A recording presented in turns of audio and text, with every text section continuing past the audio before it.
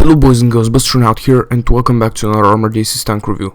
So today we're taking a look at the T26E4 Super Pershing, which is a relatively new American World War II tank. Yeah, model's pretty good, the tank itself is pretty good, and first of all we're going to take a look at the stats, as we always do. Now I've changed the stats showcase, as you can see here. I hope you like it. So the damage is 285, 1140 hit points, with 10 rounds per minute rate of fire and 32 km per hour top speed, and in the end we have 330 meters view range. Pretty good there on the stat screen, and yeah, let's just start with the gameplay.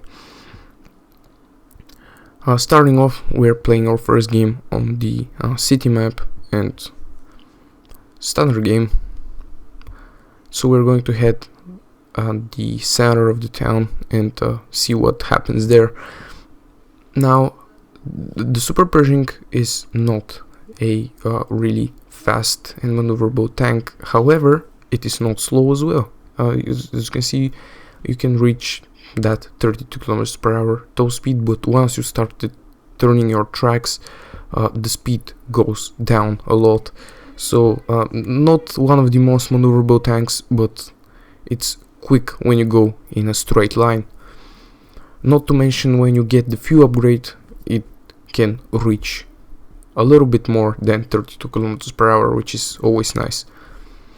Now, taking this position here, take a look around me, see if there are any enemies, and well, I guess there are. This KV-5 just hit us there, but we didn't take a lot of damage. The Super Pershing, when hit from the front, doesn't take all that much damage, I've noticed, but that's true for every other tank in the game, so nothing really special there. I'm not sure if it gets more damage reduction because of the spaced armor.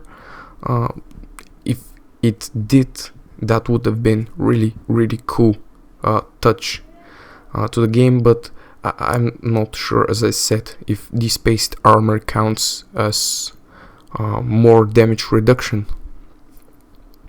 But as you can see, taking this position here behind this rock, really nice position, can fire at those enemies while they are distracted fighting my team. I'm just poking, taking a shot and going back into cover, and that's the way you want to play with every tank, ideally, because that way, you know, you do damage and you don't take any in return. That is the perfect play of any shooter game. I mean,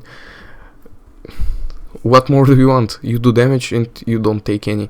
So taking out the KV-5, and now we are going to go forward, but we spot this cheeky panther which is running away, and somehow it's not dead yet, but we are going to take care of this and finish him off.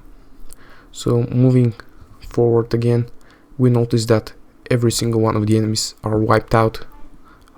There's only one left, and so we're going to head towards its location. Now, as you can see, we didn't take a lot of damage there.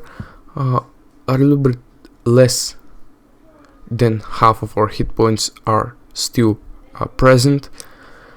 So yeah, we did really good here in terms of managing our hit points, but as every single other tank in this game, you don't want to expose your flank, because you take a lot of damage when hit in the flank with the Super Pershing. So yeah, try to not show your flank to the enemy, because they can do up to 300 or even 400 damage if they hit you in the side. Here I didn't feel confident enough going forward, so I just left my team finish off that last remaining enemy. As you can see, not a brilliant result, but definitely a worthy game to show you in terms of managing my cover there, my position, putting constant fire into the enemy and providing covering fire to my teammates. It was a well played game. So we move to the second one. This time we are on the desert map, and yeah, trying to stick with my team a little bit more, play less aggressively, because yesterday I was trying to make a video on Armored Aces, and I picked one tank and I was like, okay, I'm going to do tank review on this tank. I played it for like half an hour or even an hour, and I decided, well, I'm not doing really well with this tank, so let's move to the other one. And I switched 3 tanks, I swear. I mean, I played the game like for 2 hours and I didn't get even one good game, so I was like, okay, maybe the video can wait. So today I decided to play a little bit less aggressively. Hopefully this would make me die less, and will give me better footage to show you. And yeah, I was right about that. I mean, it's nothing wrong to be aggressive, but when you are stupidly aggressive, rushing forwards and getting yourself killed, you're not doing a lot for your team, and you don't contribute to your victory. You even contribute to your loss, in fact. But anyways, here, this game, mostly hold down enemies, putting shots in their turrets, and yeah, we made a nice work splitting there. Half of the team went left, half the team went right, and both flanks were handled really nicely by our teammates there. So great job, textbook play. Both sides did really well. I mean, the enemy didn't do anything wrong. They were playing very cautiously as well, backing off, going hull down. Really nice play, but we were just better, I guess. So moving up, this relatively new map, which I kinda like. It's nice to have some winter maps in the game. Nice change there. But anyways, I changed my mind where I want to go, so I have to cross this hill. And you can see the poor acceleration of the tank here. Couldn't quite go over the hill without a little bit of struggling, even though I have the fuel upgrade. So yeah, definitely not a very maneuverable tank, but as I said, nothing to worry about. It's not a new 100, so to say. So we managed to get ourselves into position finally, and now we are going to see if there are any enemies around here. By the way, they've made a nice change to the game, where you don't see the hit points of your enemies until you point your gun at them, because it's definitely more realistic that way, and it's just better in my opinion. You can just drive around and get shot at and be like, well, where did that came from? You can actually make use of the terrain and better use of the locations which maps provide, because you don't have a big old indicator of your name and health above your tank, so other players cannot see you all that easily now. I didn't exactly figure out when they implemented this, but it's definitely a nice change. Anyways, putting some shots into that T100. Now I go forwards, looking for more enemies. I don't see any. Oh, there's one. And it's a Super Pershing. Look at that. I'm aiming for the flank of the Super Pershing, and boom, there we go. 347 damage. That's why I'm telling you, keep your front towards the enemy, because taking 140 damage is much better than taking 340. So yeah, Tiger 2 up front, putting some shots into me, but again showing his flank. 2 shots and he is now almost dead. So don't expose your flanks, it's really important.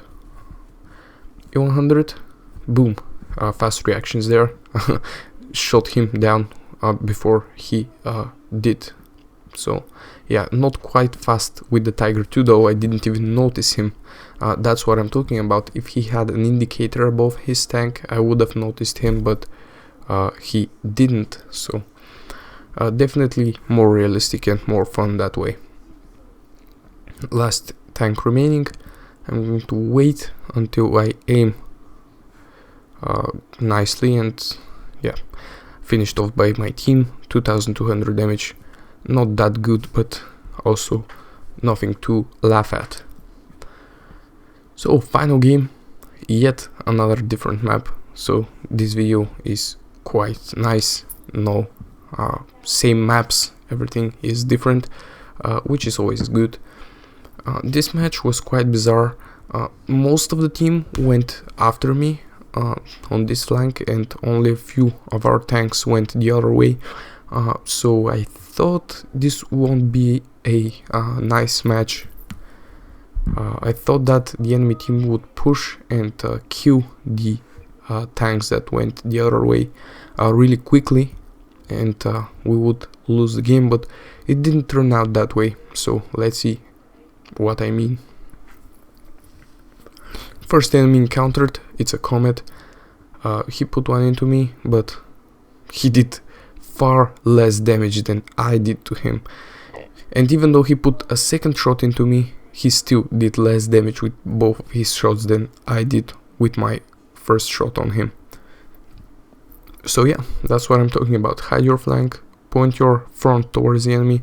You're going to take much less damage, and you are going to outtrade your enemies easily. Now, continuing up front, there is an enemy in front of me. I can see on the minimap, but I don't know what this enemy is, and I don't care really, because even if it's a mouse, I have my whole team coming behind me. And unfortunately it's not a mouse. Fortunately, not unfortunately. But anyways, it's even an AFK tank, so it's really easy to take care of him. And although he's AFK, I want to kill him, because you never know when it can turn around and just shoot you in the back. Just to make sure, kill him. And we cannot win unless we kill everyone of the enemies, so yeah, just kill him there and go forwards. There are the other enemies, a mouse and an E100. Our team is struggling with them, but look at what's coming behind me. I mean, that's quite a reinforcement there, and we have their flanks. So at one point there is a mouse with full health, and the other second there is no mouse. But yeah, he somehow survived. I don't know how. I put one into him, but it looked like my shot went straight through the tank and didn't do any damage. But I think it bounced. So anyways, I'm just going to ignore them, because I know that my team will handle them, and I am going to head towards our base, because I can see that there is an enemy heading for our flag, and that's never a good thing.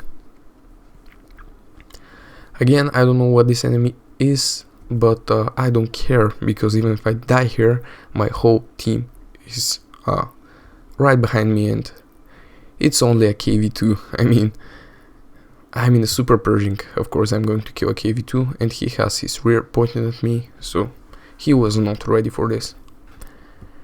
And with that kill, this is going to put an end to this video. Thank you for watching. I hope you enjoyed. If you did, hit that like button, and good luck on the battlefield.